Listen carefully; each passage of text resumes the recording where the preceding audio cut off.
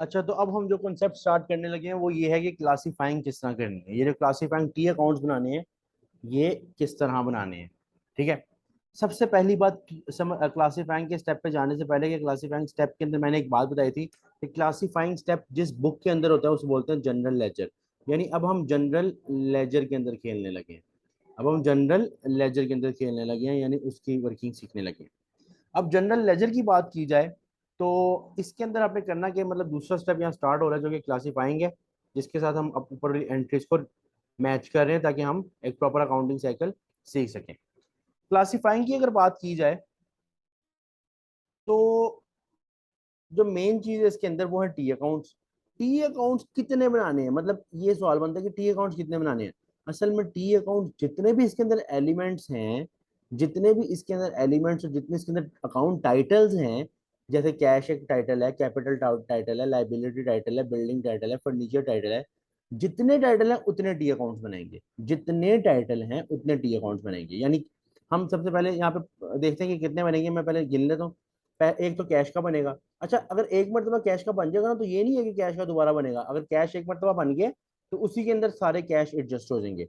दूसरा कैपिटल का बनेगा दो, एक लाइबिलिटी का बनेगा तीन, बिल्डिंग चार, फर्नीचर पांच, इन्वेंटरी छः, उसके बाद सेल्स सात, एक्सपेंस का आठ, उसके बाद ड्राइंग्स नौ। यानी नौ टी अकाउंट्स बनेंगे।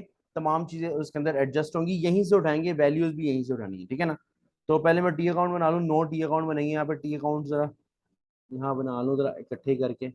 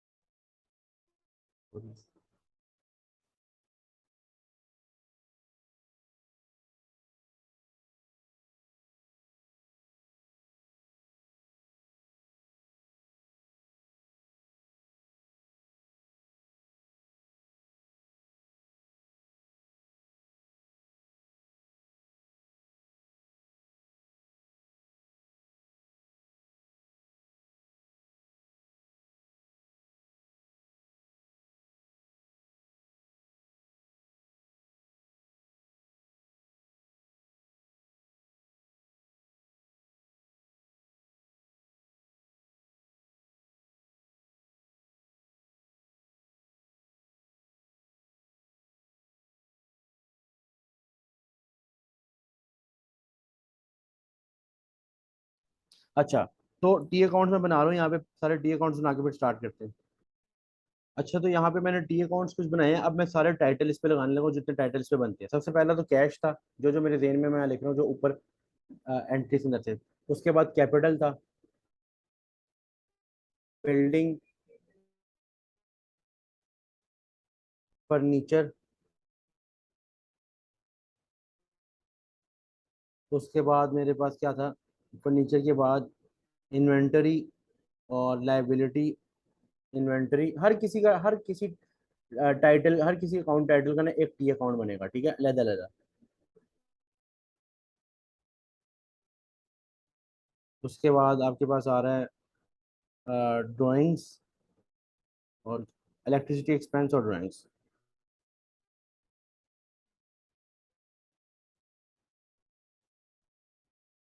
और ड्राइंग्स। अब हमने इसके अंदर क्या करना है, ये बहुत आसान है, बहुत आसान सा स्टेप है जिसको हमने लेके चलना है। इन्वेंटरी का भी होगा और सेल्स का मैंने नहीं बनाया, सेल्स का नहीं बनाया, सेल्स का भी बन जाएगा यहाँ पे। सेल्स का, इन्वेंटरी का भी बनेगा, इन्वेंटरी का अपना बनेगा ना, ये वाला जहाँ पे इन्वेंटरी डेबिट हो रही है, ये वाला यहाँ पे इसका अपना बनेगा। और सेल्स का भी मैंने बना दिया, सही है। इन्वेंटरी का भी बनेगा और सेल्स का भी बनेगा, यानी 9 अकाउंट्स बनने हैं।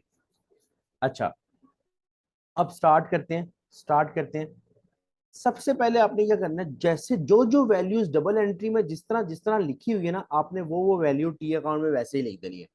जैसे सबसे पहली एंट्री में कैश डेबिट हो रहा है, कि वैल्यू मैंने आगे लिखी हुई है 50,000 से, और कैपिटल क्रेडिट हो रहा है 50,000 से, यानी कैश डेबिट हो रहा है 50,000 से और कैपिटल क्रेडिट हो रहा है 50,000 से। आपने इसी तरह जाके टी अकाउंट में लिख देना है कि पहली एंट्री में देखो, टी अकाउंट की ना दो साइड्स होती हैं, एक होती है डेबिट साइड, ये देखो डेबिट और क्रेडिट, हर टी अकाउंट की डेबिट और क्रेडिट साइड होगी। लेफ्ट साइड डेबिट होती है और राइट साइड क्रेडिट होती है। तो जहां पे अगर ऊपर कोई चीज डेबिट हो रही है तो वो टी अकाउंट के अंदर भी डेबिट होगी, और अगर ऊपर कोई चीज क्रेडिट हो रही है तो वो टी अकाउंट के अंदर भी क्रेडिट होगी। अब पहली एंट्री में कैश हो रहा था डेबिट, तो मैंने क्या लिखा 50,000 डेबिट, मैंने क्या लिखा 50,000 डेबिट, और दूसरी साइड पे उसी एंट्री की वजह से कैपिटल क्रेडिट हो रहा था 50,000 से, तो मैंने क्या लिख दिया 50,000 क्रेडिट। यानी ये पहली एंट्री मैंने क्या कर दिया, पोस्ट कर दिया। याद करो मैंने बताया था कि क्लासीफाइंग के अंदर जब टी अकाउंट्स बनते हैं तो टी अकाउंट्स यानी जो जनरल लेजर के अंदर कुछ भी टी अकाउंट्स के अंदर लिखने को जो बोलते क्या है, पोस्टिंग। अगर रिकॉर्डिंग वाला स्टेप था तो उसे बोलते हैं एंट्री, जैसे डबल एंट्री मैंने बोला था ना, यहाँ मैंने क्या कर दिया, पोस्ट कर दिया। यहाँ मैं इसको एंट्री नहीं बोलूंगा, एंट्री का मतलब डबल एंट्री वो होती है, रिकॉर्डिंग वाला स्टेप होता है। क्लासीफाइंग में हम क्या बोलते हैं, एंट्री बोल सॉरी पोस्टिंग बोलते हैं। अब ये पहली एंट्री सिर्फ मैंने पोस्ट की अभी तक, ठीक है। अब मैं जान लगा अपनी बाकी एंट्रीज की तरफ, यानी अगली एंट्रीज की तरफ। दूसरी एंट्री मेरे पास क्या थी कि मैंने लोन लिया था, ऐसे ही है। दूसरी एंट्री मैंने क्या किया था, लोन लिया था। अगर देखा जाए ये लोन लिया 30,000 का, कैश डेबिट हो रहा है और लाइबिलिटी क्रेडिट हो रही है, यानी इसमें भी कैश बढ़ रहा है और लाइबिलिटी भी बढ़ रही है 30,000 से। तो चलो इसको भी बना लेते हैं, इसको भी बना लेते हैं। अगर देखा जाए कैश आ रहा है इस एंट्री की वजह से 30,000 का, लाइबिलिटी की वजह से, और लाइबिलिटी के अकाउंट में जाके क्या करोगे, क्रेडिट कर दोगे 30,000, क्योंकि लाइबिलिटी का अकाउंट क्रेडिट हो रहा है। ठीक है, ये मैंने क्या कर दी, दूसरी एंट्री को पोस्ट कर दिया। इसी तरह मैं तीसरी एंट्री पे जाऊंगा। तीसरी एंट्री में मैंने क्या किया, बिल्डिंग ली है दो 20,000 की ऑन कैश, यानी बिल्डिंग हो रही है डेबिट और कैश हो रहा है क्रेडिट। बिल्डिंग बिल्डिंग हो रही है डेबिट और कैश हो रहा है क्रेडिट। इसमें क्या करूंगा, बिल्डिंग को बढ़ाऊंगा और कैश को क्रेडिट करूंगा, क्योंकि एंट्री जो वैसे हो रही है एंट्री के मुताबिक पोस्टिंग करनी है। तो कितने की बिल्डिंग थी भाई, ये बिल्डिंग थी 20,000 रुपए की ना, हाँ 20,000 की। तो 20,000 की बिल्डिंग डेबिट, और इसके बदले में क्या पे कर रहा हूँ, कैश पे कर रहा हूँ 20,000 का। तो ये मेरे पास हो गई तीसरी एंट्री। यहाँ तक क्लियर है कि मैं पोस्टिंग किस तरह कर रहा हूँ? यहाँ तक आपको क्लियर है कि पोस्टिंग किस तरह हो रही है, और टोटली लॉजिक के साथ क्लियर है? गुड हो गया। अब इससे अगला पॉइंट, इससे अगला पॉइंट आपके पास आता है, बिल्डिंग टू कैश हो गया, फर्नीचर टू कैश, यानी फर्नीचर डेबिट और कैश क्रेडिट। ये 5,000, यानी इसमें फर्नीचर डेबिट हो रहा है, फर्नीचर का काम नया अकाउंट हमने, हाँ ये 5,000 का फर्नीचर हो रहा है डेबिट, और इसके साथ कैश हो रहा है क्रेडिट, क्योंकि हमने इसके बदले कैश पे किया था 5,000 का। इसके बाद में है इन्वेंटरी हमने खरीदी है, इन्वेंटरी डेबिट और कैश क्रेडिट 5,000 की। 5,000 की इन्वेंटरी खरीदी, यानी 5,000 जाके मैं कर देता हूँ डेबिट यहाँ पे, और बदले में हमने क्या पे किया, कैश पे किया, 5,000 का कैश पे किया। अब इससे अगली एंट्री अगर हम देखें, इन्वेंट्री से अगली वही वही इन्वेंट्री की हमने लाइबिलिटी उतार दी, यानी लाइबिलिटी डेबिट और कैश क्रेडिट। इसमें हमारी लाइबिलिटी डेबिट हो रही है यानी कम हो रही है, और कैश क्रेडिट हो रहा है, कैश भी कम हो रहा है, यानी हमारे ऊपर से उधार उतर रहा है और हमारी तरफ से कैश भी जा रहा है। तो 3,000 से लाइबिलिटी को खत्म करेंगे यहाँ पे, और दूसरी साइड पे कैश भी हमारा जा रहा है, तो 3,000 से कैश को भी कम कर देंगे। कैश भी हमारा जा रहा है तो 3,000 से कैश को भी कम कर देंगे। इसके बाद क्या पॉइंट आ रहा है कि हाँ, सोल्ड इन्वेंट्री फॉर 5,000, यानी हमने कैश इन्वेंट्री बेची है कैश पे, यानी उसी वक्त हमें पैसे मिल गए हैं, कैश डेबिट हो गया और सेल्स क्रेडिट हो गई है। कैश डेबिट हो गया और सेल्स क्रेडिट हो गई है, तो हम जाएंगे कैश को भी डेबिट कर देंगे और सेल्स भी बढ़ा देंगे, यानी क्रेडिट कर देंगे कितने से, 5,000 से। कैश डेबिट 5,000,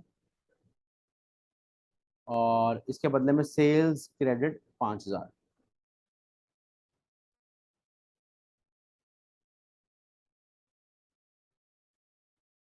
इससे अगली हमारी एंट्री के कैश से रिलेटेड अगली, इलेक्ट्रिसिटी एक्सपेंस जो हो रहा था कि इलेक्ट्रिसिटी एक्सपेंस डेबिट और लाइबिलिटी क्रेडिट, ठीक है। Electricity expense debit, electricity expense debit कितने से था, 2,000 से, यानी एक्सपेंस डेबिट हो गया 2,000 से, और इसके बदले लाइबिलिटी क्रेडिट हो रही है, क्योंकि हमने अभी पे नहीं किया और पे करना है बाद में, लेकिन आज तो हमारे ऊपर उधार चढ़ गया ना 2,000 का, तो वो क्रेडिट कर दी। उसके बाद वही लाइबिलिटी मेरे से हमने उतार दी है कि इलेक्ट्रिसिटी लाइबिलिटी उतर गई और कैश चला गया।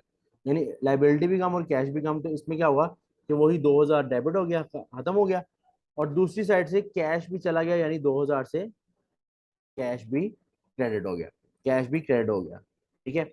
अच्छा, मैंने क्या करने लगा हूँ इसके अंदर ना, जगह कम है, इस वजह से मैं इसको इरेज करके ना यहाँ पे इस पॉइंट पे 20,000 और 25,000, 5 और 5,000 को 10,000 लिखने लगूँ। ठीक है, टोटल लिखने लगूँ ताकि वो क्लियर हो जाए। 10,000 लिख देता हूँ ताकि जगह बच जाए। और 3,000 और 2,000 को मैं 5,000 लिख देता हूँ, क्योंकि हमें अलग अलग करने की जरूरत नहीं। अगर इकट्ठा भी लिख देते हैं कोई इशू नहीं, हमने बाद में टोटल ही करना है। तो मैंने उसको सिर्फ ऐड कर दिया सारों को जो वैल्यू थी, ताकि जगह कम ना पड़े, क्योंकि आगे हमने भी वर्किंग करनी है। अच्छा, अब इसके बाद मैंने क्या किया, लास्ट एंट्री मेरे पास है ड्राइंग्स टू कैश। ठीक है, ड्राइंग्स 7,000 की ड्राइंग्स हुई हैं, तो ड्राइंग्स डेबिट हो रही है, कैश क्रेडिट हो रहा है 7,000 से। तो ड्राइंग्स को डेबिट करने का मतलब ये है कि ड्राइंग्स के कॉलम में जाते हैं अकाउंट पे, और 7,000 से इसको डेबिट करो, और इसके बदले कैश को क्रेडिट कर दो 7,000 से। ये सारी की सारी पोस्टिंग अगर आपको क्लियर है तो एक मरतबा यस लिखो। सारी की सारी पोस्टिंग अगर क्लियर है, सारी की सारी पोस्टिंग अगर क्लियर है तो एक मरतबा यस लिखो। गुड हो गया। अब इससे अगला काम क्या होता है, पोस्टिंग कर ली ना, अब हमारा काम बहुत कम रह गया। उसमें हमने सिर्फ और सिर्फ ये करना है, सिर्फ और सिर्फ ये करना है हमने, सिर्फ और सिर्फ इसमें हमने ये करना है कि अब तमाम अकाउंट्स को बैलेंस करना है। हमारा जो अब जो इसके अंदर हमने आ गए क्लासीफाइंग के अंदर हमने पोस्टिंग कर दी। अब हमारा जो प्रोसेस है उसका नाम है balancing an account. Balancing an account, अब बैलेंसिंग एन अकाउंट कैसे करते हैं वो मैं करवाने लगा हूँ। वो ये कि जितने भी आपके पास अकाउंट्स या टी अकाउंट्स बने हुए हैं ना यहाँ पे, सबको बैलेंस करेंगे। इसका करने का तरीका ये होता है कि आपने इसका करने का तरीका ये होता है कि आपने जस्ट क्या करना है, डेबिट और क्रेडिट साइड को टोटल करना है, और दोनों साइड को इक्वल करना है, और जहां कमी आ रही है वहां पे फिर वो इफेक्ट डाल देना। जैसे अभी समझाता हूँ, अभी समझ आ जाएगा। जैसे एग्जाम्पल के तौर पे, एग्जाम्पल की जो हमारे सामने कैश है, इसका हम टोटल करते हैं। कैश का अगर हम टोटल करें, एक डेबिट साइड और एक क्रेडिट साइड है। एक मिनट जरा, मैंने तो डेबिट साइड को पहले मैं टोटल करता हूँ। डेबिट साइड मेरी टोटल बन रही है 85,000। सही है। जबकि क्रेडिट साइड अगर मैं टोटल करूँ तो ये बन रही है 20,000 प्लस 10,000, 35 और 7, 35 और 7, 42,000। अब मेरे पास मसला ये आ रहा है कि मेरे पास जो डेबिट साइड है वो हैवी है और क्रेडिट साइड शॉर्टर है। डेबिट साइड हैवी है और क्रेडिट साइड शॉर्टर है। आपने इसको बैलेंस इस तरह करना है कि आपको फाइनल में जो लास्ट बैलेंस चाहिए ना, आपको फाइनल में जो लास्ट बैलेंस चाहिए ना, ये वाला यहाँ पे जो बैलेंस आपने लिखना है एंड पे, वो आपको सेम चाहिए। यानी वो आपको चाहिए हैवी अमाउंट से, और हैवी अमाउंट आपके पास यहाँ पे कौन सी वाली है, हैवी अमाउंट 85,000 से। यानी मैं आपको समझाता हूँ किस तरह कि आपको यहाँ पे अगर 85 डेबिट पे 85 आ रहा है ना, तो किसी तरह क्रेडिट पे भी 85 लेके आना है। इसे बोलते हैं बैलेंस करना अकाउंट को, इसे बोलते हैं बैलेंस करना अकाउंट को। ये क्यों करना है अभी समझाता हूँ।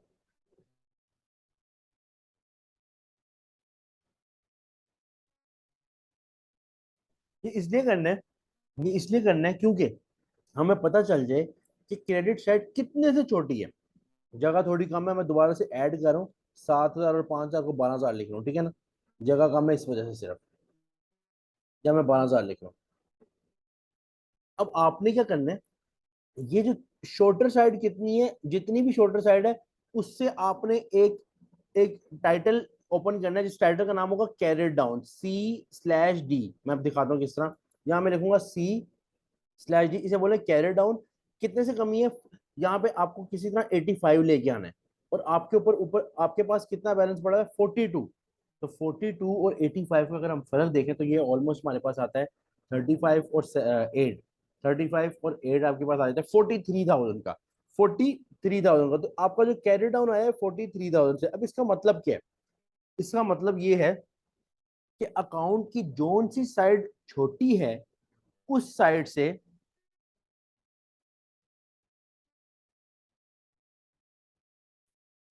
तो जो डिफरेंस आया, मतलब कि 42,000 और यहाँ पे जो 85,000 है, इसका जो डिफरेंस आ रहा है 43,000, बेसिकली ये इसलिए है कि जो जो साइड छोटी है उस पे वो जितना फर्क आ रहा है ना, जैसे 43,000 का बैलेंस आ रहा है, जो फर्क आ रहा है, जो डिफरेंस आ रहा है, सॉरी, वो इसका बैलेंस होगा, जिसे हम बोलेंगे कि क्या कहते हैं, कैरी डाउन 43,000 है। अब एक बात याद रखना, यहाँ पे एक पॉइंट याद रखना। एक मिनट, मैं चार्जर लगा लूँ, मैं चार्जर लगा लूँ फिर कंटिन्यू करता हूँ।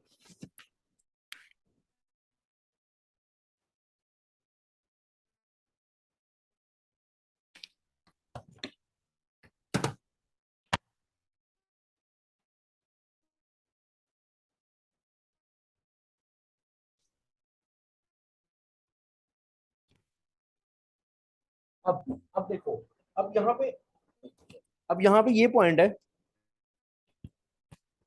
अब यहाँ पे ये पॉइंट है कि ये जो कैरी डाउन जिस साइड पे आता है ना, इसका दूसरी साइड पे आप बनाते हो ब्रॉड डाउन, उसी अमाउंट से जिस अमाउंट से कैरी डाउन होता है।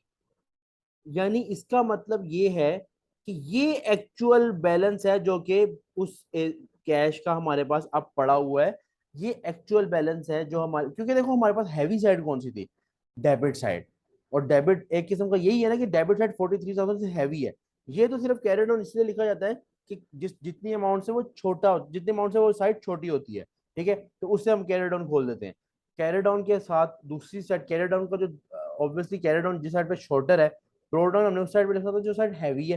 तो हैवी कौन सी साइड है, डेबिट साइड। तो डेबिट साइड में मैं लिखूंगा ब्रोड डाउन 43,000 डेबिट बैलेंस। यानी इसमें मेरे पास कैश का बैलेंस क्या है, डेबिट बैलेंस। इसका मतलब पता है क्या, अगर मैं उर्दू में बताऊं, मतलब समझाऊं, तो इसका मतलब ये है डेबिट बैलेंस ब्रोड डाउन 43,000 का, कि अभी भी हमारे पास कैश कितना पड़ा हुआ है हाथों में, 43,000 का। यानी कैरी डाउन जिस अकाउंट का जहां पे होगा, ब्रोड डाउन उसकी दूसरी साइड पे होगा। अगर यहाँ तक क्लियर है तो एक मरतबा यस लिखो। अभी हमने सारे अकाउंट्स को इसी तरह बैलेंस करना है, मतलब सारे अकाउंट्स को करेंगे। अच्छा, अब अब हम देखते हैं यहाँ पे बाकी अकाउंट्स को, ज्यादा क्लियर हो जाएगी ये चीज। अगर हम कैपिटल की बात करें, अगर हम कैपिटल की बात करें तो कैपिटल की हमारे पास सिर्फ क्रेडिट क्रेडिट पे एक एंट्री है जो 50,000 है। अब यहाँ पे अगर 50,000 है, तो मैंने आपको बताया कि हैवी अमाउंट जो भी है उसके जितनी दोनों साइड होनी चाहिए। और डेबिट पे कुछ है ही नहीं, तो हमारा कैरी डाउन खुलेगा कितने से, 50,000 से, क्योंकि यहाँ पे है ही कुछ नहीं। 50,000 से कैरी डाउन है। अब जिस साइड पे कैरी डाउन है, उसकी दूसरी साइड पे ब्रोड डाउन है।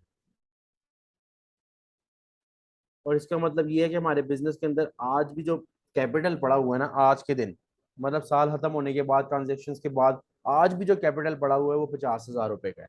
और दूसरी बात, एक मजे की बात यहाँ बताता हूँ, कि जो जिसकी नेचर होगी ना, उसका ब्रोड डाउन उसी साइड पे आएगा। अब कैपिटल की नेचर क्या है, क्रेडिट है, ब्रोड डाउन भी किस साइड पे आया, क्रेडिट साइड पे आया। कैश की नेचर क्या थी, डेबिट थी, ब्रोड डाउन भी किस साइड पे आया, डेबिट साइड पे आया।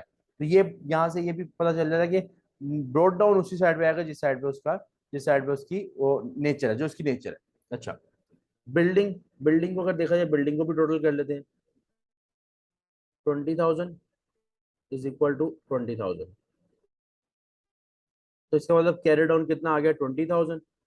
अब कैरी डाउन 20,000 है, तो इसका मतलब ये है कि इसका ब्रोड डाउन किस साइड पे होगा, डेबिट साइड पे होगा। मैं इसको थोड़ा यहाँ लिख रहा हूँ, ये मैं बिल्डिंग का लिख रहा हूँ, ठीक है। और ये क्या है, डेबिट बैलेंस। ये बिल्डिंग का क्या बैलेंस है, डेबिट बैलेंस। यहाँ तक अगर क्लियर है तो एक मरतबा यस लिख दो। अगर यहाँ तक क्लियर है कि मैं ये अकाउंट्स किस तरह बैलेंस कर रहा हूँ, तो यस लिख दो। गुड है। अब इसके बाद जो हमारा पॉइंट है वो ये है furniture.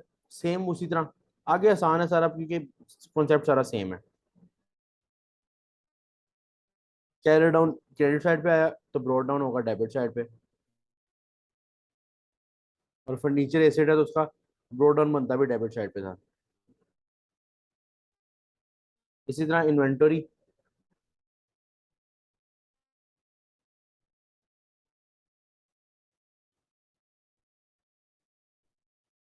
Broad down debit side पे।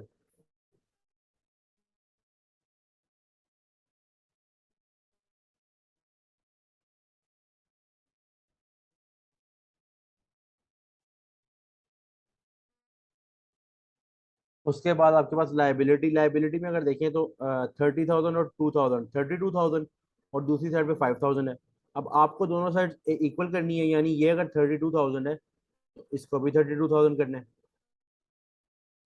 और ये साइड आपके पास 5,000 है, तो आप यहाँ पे कैरी डाउन कितने से खोलोगे, 5,000 का फर्क डाल लो।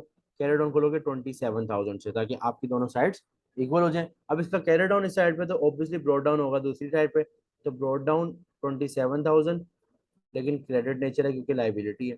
ये हमने लाइबिलिटी का ओपन कर लिया, मतलब सॉरी लाइबिलिटी का हमने बैलेंस कर दिया अकाउंट। उसके बाद हमारे पास electricity expense carried on 2,000, 2,000 is equal to 2,000।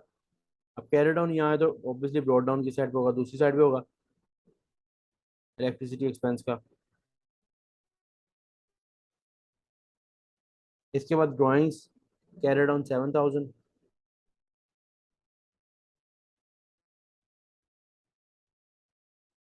और यहाँ पे अगर कैरिड ऑन है तो ब्रॉड डाउन दूसरी साइड पे होगा। और last one is cells, carried on यहाँ है तो ब्रॉड डाउन दूसरी साइड पे होगा, और दोनों साइड 5,000 के इक्वल होंगी। 5,000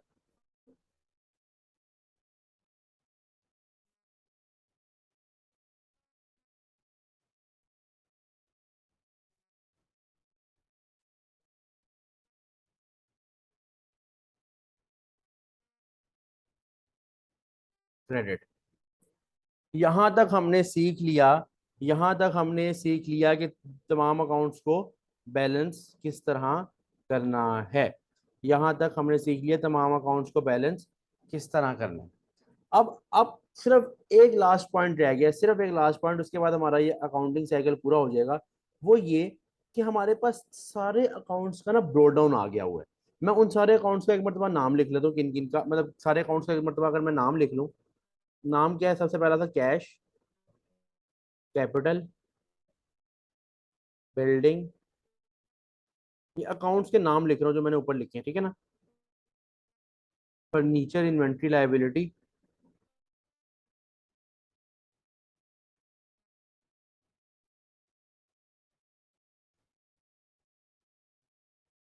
उसके बाद इलेक्ट्रिसिटी एक्सपेंस, ड्राइंग्स और सेल्स।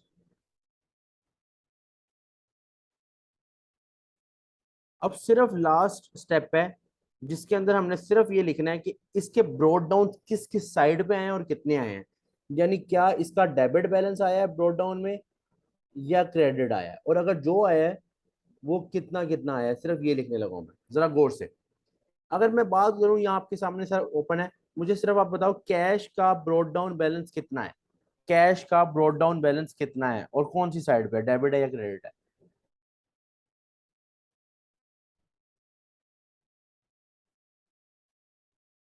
कैश का ब्रोड डाउन बैलेंस कितना है और किस साइड पे है। डेबिट 43,000, बिल्कुल ठीक बोला, बिल्कुल ठीक बोला। सिर्फ मैंने यही देखना था कि प्रॉपरली क्लियर है कि नहीं। 43,000। अब अगर आपको कैश का समझ आ गया, इसका मतलब सारे ब्रोड डाउन समझ आ गए। कैपिटल का कितना है? 50,000 क्रेडिट। कैपिटल के आगे मैं 50,000 क्रेडिट वाली साइड पे लिखूंगा। उसके बाद मेरे पास आ रहा है बिल्डिंग, 20,000 डेबिट। ये रहा इसका ब्रोड डाउन, सॉरी मैंने कैरी डाउन नहीं लिख दिया यहाँ पे, मैं इसको ब्रोड डाउन लिखूंगा। 20,000 डेबिट। अच्छा, उसके बाद मेरे पास आ रहा है फर्नीचर 5,000, 5,000 डेबिट। उसके बाद मेरे पास आ रहा है इन्वेंटरी 5,000 डेबिट। लाइबिलिटी मेरे पास आ रही है मेरे ख्याल से 27,000। ये देखो, ये देखो, ये कैरी डाउन है, इतने से ब्रोड डाउन बना हुआ है, 27,000 क्रेडिट। इलेक्ट्रिसिटी एक्सपेंस मेरे पास आ रहा है 2,000 डेबिट। ये ब्रोड डाउन लिख लो सारे। उसके बाद ड्राइंग्स मेरे पास आ रही है 7,000 डेबिट। और सेल्स मेरे पास आ रही है 5,000 क्रेडिट। सेल्स मेरे पास आ रही है 5,000 क्रेडिट। ये सिंपल मैंने क्या किया है, सिंपली मैंने तमाम जो अकाउंट्स मैंने टी अकाउंट्स में बनाए थे, यानी टी अकाउंट्स ऊपर बनाए थे, उनके टाइटल्स लिखे। और टाइटल्स लिखने के बाद जिनका डेबिट बैलेंस, जिनका ब्रॉड डाउन डेबिट बैलेंस में था वो डेबिट में लिख दिया, और जिनका ब्रॉड डाउन क्रेडिट बैलेंस में था वहां पे क्रेडिट में लिख दिया। असल में ये जो मैंने स्टेप किया ना, ये हम क्लासीफाइंग के स्टेप से निकल चुके हुए हैं। ये हम क्लासीफाइंग के स्टेप से निकल चुके हैं, और ये हम किस स्टेप पे आ गए हुए हैं असल में। यहाँ तक हम एक स्टेप पे आ गए हुए हैं जिस स्टेप का नाम है समराइजिंग। असल में ये मैंने समराइजिंग स्टार्ट कर दिया हुआ है। समराइजिंग में आपने ये करना है, सही है। क्लासीफाइंग से निकल के जो आखिरी स्टेप था ना, मतलब सॉरी तीसरा स्टेप था ना समराइजिंग अकाउंटिंग साइकिल का, ये वो स्टेप है जिसमें आप ब्रोड डाउन लिखते हो और समराइजिंग की थोड़ी सी मैं आपको अगर डिटेल दूं, तो मैंने आपको बताया था कि ये ट्रायल बैलेंस में बनाया जाता है, यानी हमने ट्रायल बैलेंस बनाया है। और एक चीज मैं आपको बताऊं, इसके अंदर आप जो बुक तो ट्रायल बैलेंस यूज करते हो, मैंने आपके इसके बारे में एक बात बताई थी कि ये असल में ना एक मैथमेटिकल चेक होता है। मैथमेटिकल चेक होता है कि आपने अभी तक कोई गलती तो नहीं की, आपने अभी तक कोई गलती तो नहीं की। अगर ऊपर कोई गलती होगी ना, जब से हमने स्टार्ट किया क्वेश्चन यहाँ से एंट्री से लेके टी अकाउंट्स के अंदर तमाम कैलकुलेशन करने के बाद, अगर कोई एक भी गलती होगी ना, ये दोनों साइड्स इक्वल नहीं आएंगी। अगर कोई एक भी गलती, और अगर ये दोनों साइड्स इक्वल आ जाती है ना, तो इसका मतलब है हमने अभी तक सारे क्वेश्चन जो ऊपर से नीचे तक किया है, तमाम अकाउंटिंग ठीक किया है। ये बेसिकली इसलिए मैथमेटिकल एक्यूरेसी चेक है, कि देखने के लिए कि हम कितने ठीक है। एक्यूरेसी स्पेलिंग अपने अपने यार, स्पेलिंग मुझे जरा गलत, हाँ खैर, मैथमेटिकल एक्यूरेसी चेक है। तो देखते हैं क्या आ रहा है। 43,000 प्लस 20,000, ये मैं ऐड करूँ डेबिट बैलेंस इसको, 5,000 5,000 ये आ जाएगा 10,000, 12 12 7 और 750 70, 82,000 आ गया मेरे पास डेबिट बैलेंस। अब क्रेडिट पे जाते हैं। 50 27 77 5 82,000 मेरे पास आ गया क्रेडिट बैलेंस। ये दोनों साइड्स मेरे पास इक्वल आ गई। इसका मतलब अभी तक की जितनी अकाउंटिंग हमने की, जितना हमने स्टेप लाया अकाउंटिंग साइकिल में, सारा का सारा बिल्कुल ठीक है। यहां तक सारी की सारी चीजें क्लियर हैं? अगर क्लियर है तो एक मरतबा यस करते हैं।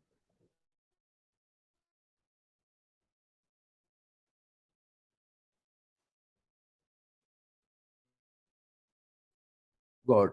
यहाँ तक हमने कंप्लीट कर लिया अपना अकाउंटिंग साइकिल। अच्छा, अकाउंटिंग साइकिल में जो इससे आगे स्टेटमेंट्स बनानी है ना, वो अभी हमने नहीं पढ़नी, वो हमारे अभी कोर्स में नहीं, आगे चैप्टर में आएगी। इसका अगला स्टेप बेसिकली स्टेटमेंट्स होती हैं, जो कि मैंने आपको बताया था, statement of profit and loss और स्टेटमेंट ऑफ कम्प्रीहेंसिव इनकम, या statement of statement of profit and loss या स्टेटमेंट ऑफ कम्प्रीहेंसिव इनकम।